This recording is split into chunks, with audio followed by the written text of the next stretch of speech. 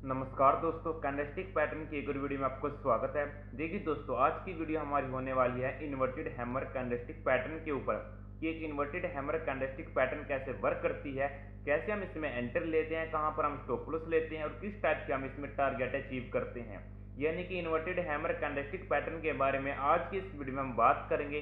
तो प्लीज इस वीडियो को पूरा देखिए। तो चलिए दोस्तों, वीडियो को स्टार्ट करते हैं और देखते हैं इन्वर्टेड हैमर कैंडलस्टिक पैटर्न के बारे में। देखिए दोस्तों, इन्वर्टेड हैमर कैंडलस्टिक पैटर्न एक ऐसा पैटर्न है जो कि आपको बहुत ही कम स्टॉप लॉस के साथ बहुत ही अच्छे टारगेट देता है। ठीक है दोस्तों, देखिए दोस्तों, दिखने में कैसा होता है। दिखने में दोस्तों ये ऐसा होता है कि इसकी एक बहुत बड़ी विग रहेगी और एक उल्टा हैमर रहेगा, यानी कि एक जो हमारे पास हथौड़ा होता है उस टाइप की एक कैंडलस्टिक पैटर्न होता है हमारे लिए, जिसमें एक बहुत बड़ी विग होती है और यानी कि छोटी सी हमारे पास यहाँ पर बॉडी होती है। यानी कि अगर ये 10 पॉइंट की अगर ये पूरी कैंडल है तो उसमें से 7 से या 6% की हमारे यहाँ पर बिग रहेगी और 3 से 4% की हमारे पास 2 से 3-4 पॉइंट की हमारे पास यहाँ पर बॉडी रहेगी। ठीक है दोस्तों, और काफी बार इसमें देखा जाता है छोटी सी बिग इसके डाउन साइड में भी हो सकती है, उसको भी हम इन्वर्टेड हैमर कैंडलस्टिक पैटर्न ही बोलेंगे। ठीक है दोस्तों, और उसमें कलर्स का मैटर नहीं होता, ये चाहे ग्रीन कैंडल भी हो सकती है और ये रेड कैंडल भी हो सकती है।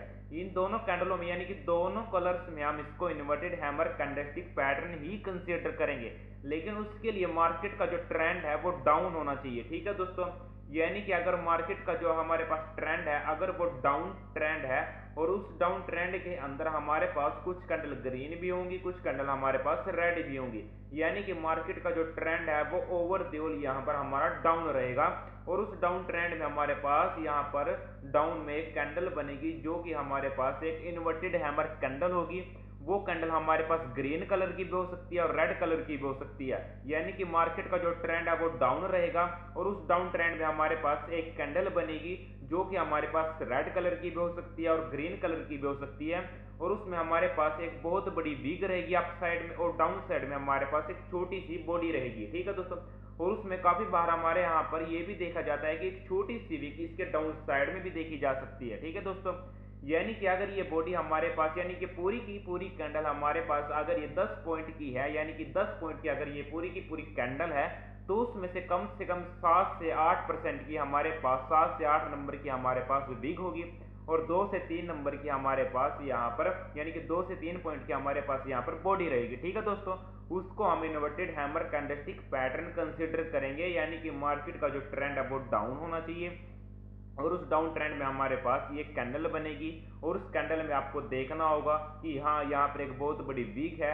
और छोटी सी यहाँ पर बॉडी है, हम उसको inverted hammer candlestick pattern consider करेंगे। ठीक है दोस्तों, और यहाँ पर आपको एक चीज और देखनी होगी कि मार्केट का जो ट्रेंड डाउन है उस डाउन ट्रेंड में सबसे डाउन लोएस्ट पॉइंट हमारा इन्वर्टेड हैमर कैंडलस्टिक पैटर्न का लो होना चाहिए। ठीक है दोस्तों, यानी कि जो इस ट्रेंड का सबसे लोएस्ट पॉइंट होगा वो इन्वर्टेड हैमर कैंडलस्टिक पैटर्न का ही होना चाहिए, वो अनब्रेकेबल होना चाहिए, उस वो किसी भी कैंडल के द्वारा ब्रेक नहीं किया जाना चाहिए। यानी कि जो हमारे पास ये डाउन ट्रेंड आ रहा है इसमें जितनी भी हमारे पास कैंडल है उन किसी भी कैंडल के द्वारा इन्वर्टेड हैमर कैंडलस्टिक पैटर्न का जो हमारे पास लो होगा वो ब्रेक नहीं किया जाना चाहिए, वो अनब्रेकेबल होना चाहिए। ठीक है दोस्तों, ये तीन चीजें आपको इन्वर्टेड हैमर कैंडलस्टिक पैटर्न में देखनी है।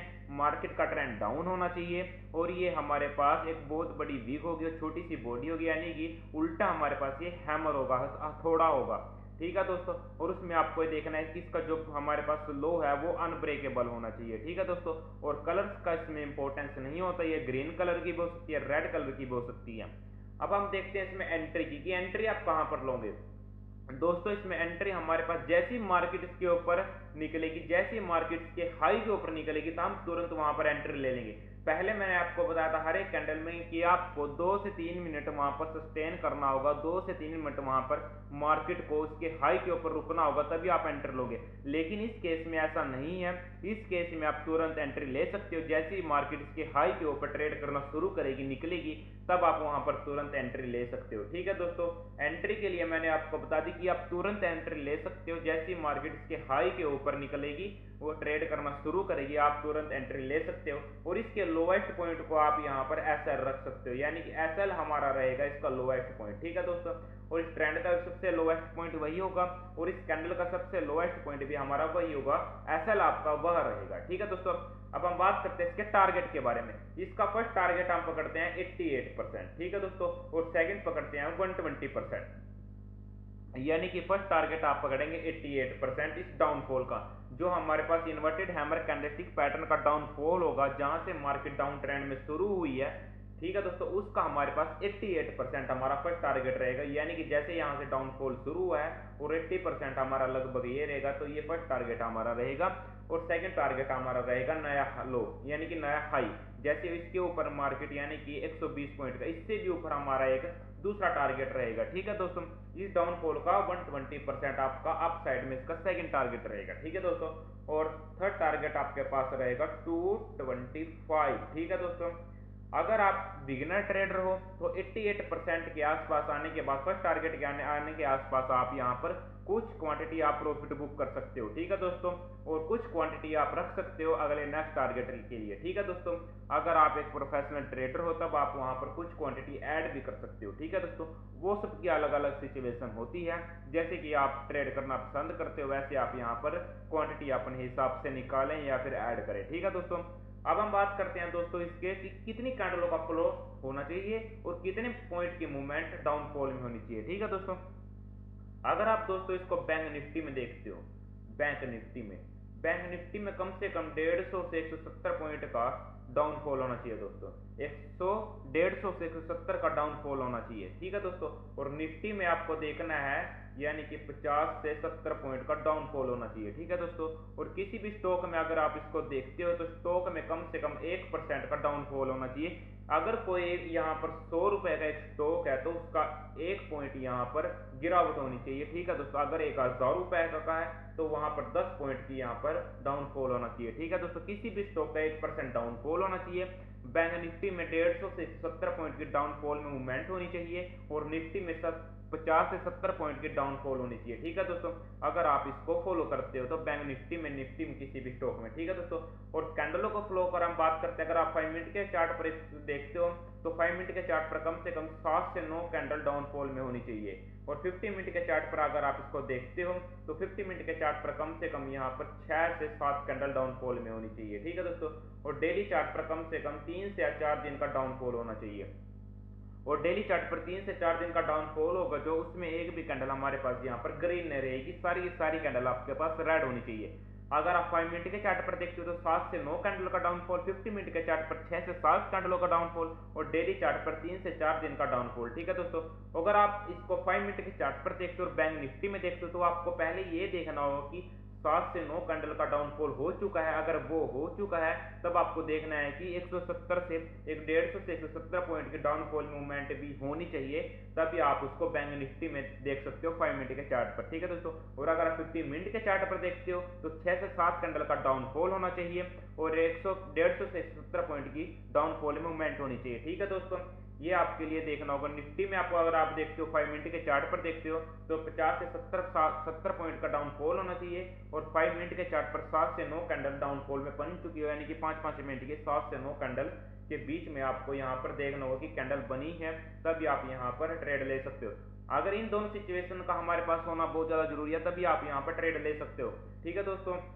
यानी कि 5 मिनट के चार्ट पर भी आपको ये देखना होगा और यहाँ पर इस पॉइंट की डाउनफॉल भी देखना होगा कि कितने पॉइंट का डाउनफॉल है और कितने कैंडलों का डाउनफॉल है, या आपको देखना होगा ये चीज हमारे पास प्लस है। ये चीजें आपको दोनों देखनी होगी। अगर इनमें से एक भी चीज हमारे पास नहीं होती तब आप वहां पर ट्रेड मत लीजिए, वहां पर आप ट्रैप हो गए।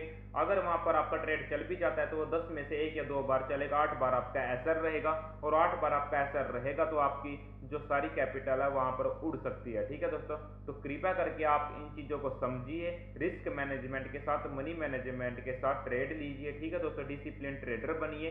एक बार अगर आपका एसएल हो गया तो उसके बाद एक ट्रेड और ले सकते हो आप। अगर बिगिनर हो तो एक एसएल के बाद वहां पर ट्रेड मत लीजिए, ठीक है दोस्तों। अगर आपके 2 एसएल हो जाते हैं एक दिन में तब आप वहां पर ट्रेड मत लीजिए, वहां पर आप अपने पीएनएल को क्लोज कर दीजिए, लैपटॉप को क्लोज कर दीजिए और किंगरी बाहर घूमने निकल जाइए। उसके बाद अगले दिन आप नेक्स्ट डे ट्रेडिंग कर सकते हो, ठीक है दोस्तों। और अगर आपका फर्स्ट में प्रॉफिट बुक हो गया तो अगर आप बिगिनर ट्रेडर हो तो यहाँ पर आपका प्रॉफिट बुक हो गया तो आप वहां से निकल जाओ और वहां पर अगले दिन ट्रेड कीजिए, ठीक है दोस्तों। अगर आपका एक एसएल हो गया, एक आपका प्रॉफिट हो गया, तब आप वहां पर तुरंत निकल जाइए, वहां भी आप अगले दिन ट्रेड कीजिए, ठीक है दोस्तों। इन्वर्टेड हैमर कैंडलस्टिक पैटर्न के बारे में हमने आज के इस वीडियो में डिस्कस किया। आई होप दोस्तों आपको ये चीज़ें समझ में आई होंगी। तो प्लीज़ इस वीडियो को लाइक एंड चैनल को सब्सक्राइब जरूर कीजिए। धन्यवाद।